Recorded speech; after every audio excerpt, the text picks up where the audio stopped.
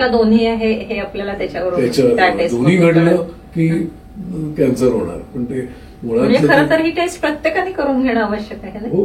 बरं, व्यायामाबद्दल कळतं का कुठला व्यायाम करायला अगदी अगदी ते बरं किती इंटरेस्टिंग आहे व्यायाम कुठला. म्हणजे व्यायामाबद्दल सुद्धा असं आहे की आता तुम्हाला मी सांगायलाच नको, वेगळ्या प्रकारचे मसल फायबर्स असतात. रेड मसल फायबर आणि व्हाईट मसल फायबर्स, नंतर fast Twitch fibres, slow Twitch fibres.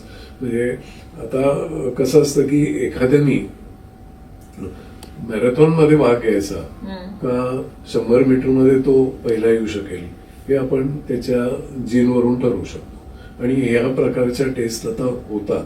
म्हणजे ऑस्ट्रेलिया वगैरे सारख्या देशांनी खूप पूर्वी, चायनामध्ये मी नेहमी उदाहरण देते की बाहेरच्या देशामध्ये टेस्ट करून ठरवतात की त्यांनी कुठल्या याच्यामध्ये पार्टिसिपेट करायचं. पण मला वाटतं त्यावेळी काहीतरी ते मसल्सचा तुकडा घेऊन किंवा आता गरज नाही. आता गरज नाही.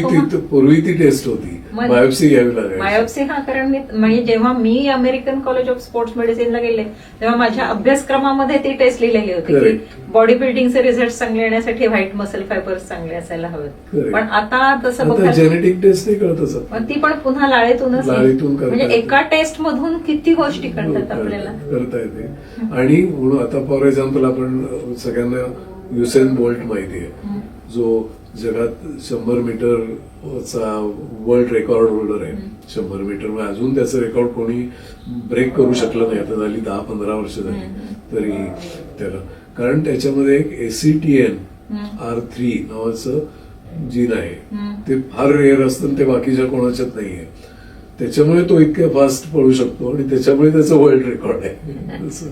पण मग दुसऱ्यांचे आपण बदलू शकत नाही.